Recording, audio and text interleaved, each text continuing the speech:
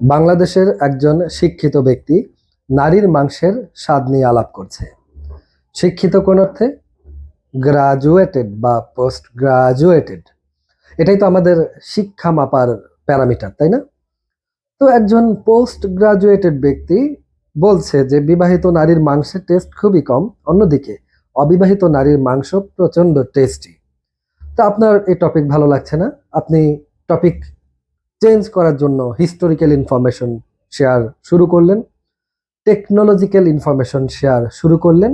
তৎক্ষণাৎ উক্ত post graduated ব্যক্তি, যিনি আপনার সার্কেলের মধ্যমণি বা আপনার সার্কেলেরই একজন, তিনি বললেন, আচ্ছা ভাই, খোদা হাফেজ, আজকে আসি, সময় নেই, হোয়াট এভার।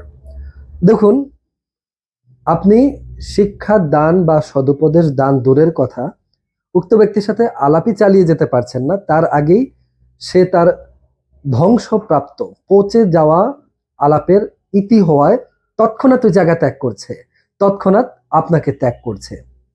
এই ধরনের সার্কেল থেকে খুবই সাবধান।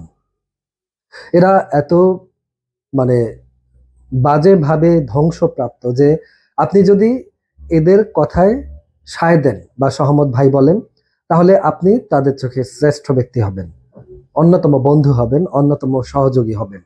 অন্যদিকে আপনি যদি খোঁচা মারার জন্য তাদের পরিবারের নারীদের নিয়ে আলাপ করেন, তাদের মেয়েদের নিয়ে আলাপ করেন, তাদের মা বোন স্ত্রীদের নিয়ে আলাপ করেন, দেখবেন যে তারা সাধারণ মানুষের চেয়ে বেশি অ্যাগ্রেসিভ হয়ে যাচ্ছে, বেশি রিয়েকশন দেখাচ্ছে।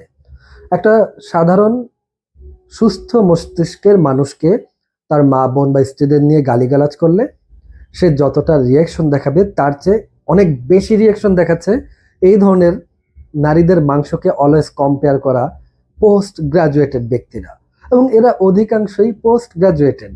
এটা হচ্ছে খুবই ফানি বা হাস্যকর ব্যাপার, কারণ যারা তথাকথিত সার্টিফিকেটধারী নয়, তাদের নোংরামি আলাপ একটা লিমিটেশনের মধ্যে থাকে, এটা limitless. So be careful about this kind of circle, they may spoil your mentality.